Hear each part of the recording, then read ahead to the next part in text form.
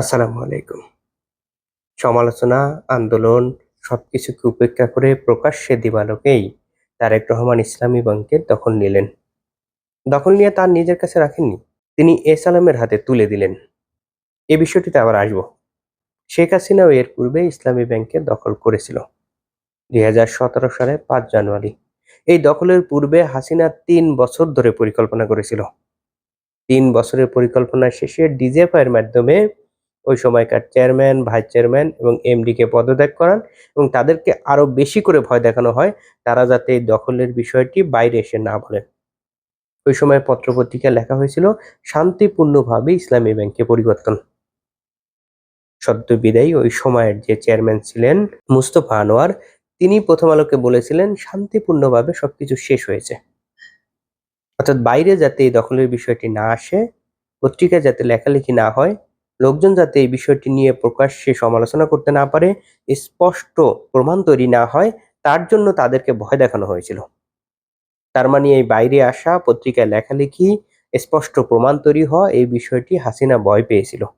সবাই হয়তো জানতো, বুঝতে পারতো যে হাসিনা এই বিষয়টিকে দখল করেছে, কিন্তু স্পষ্ট প্রমাণ যাতে না থাকে, এই স্পষ্ট প্রমাণকে হয়তো হাসিনা ভয় পেয়েছিল। কিন্তু তারেক রহমানের এই ধরনের কোনো বালাই নেই। এই বিষয়টি তারেক রহমান কোনো ধরনের কেয়ার করেন না।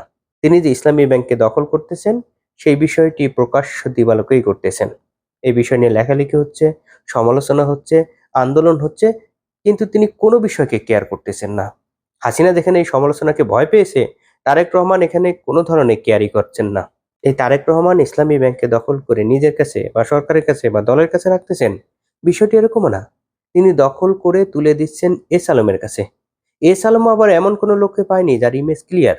একজন দুর্নীতিবাজকে বসিয়েছে চেয়ারম্যান হিসেবে। প্রশ্ন হলো, এস আলমের কাছে তারেক রহমানের কি বন্ধক রাখা যে শত আন্দোলন সমালোচনা উপেক্ষা করে, নিজের ইমেজকে নষ্ট করে, দলের সরকারের ইমেজকে নষ্ট করে ইসলামী ব্যাংককে দখল করে এস আলমের কাছে তুলে দিতে হচ্ছে? একই কাজ তো তিনি বাংলাদেশ ব্যাংকের ক্ষেত্রেও করেছেন। এস আলমের একজন পছন্দের লোককে বসিয়েছেন, যার সাথে দলের বা তারেক রহমানের কি সম্পর্ক সেটা পুরোপুরিভাবে অজানা। এই তারেক রহমান এস আলমের কাছে কি বন্ধক রেখেছেন, এই প্রশ্নের উত্তর যতদিন পর্যন্ত সমাধা করা না যাবে, ততদিন পর্যন্ত বুঝতে হবে বাংলাদেশের নিরাপত্তা চরম ঝুঁকিতে আছে।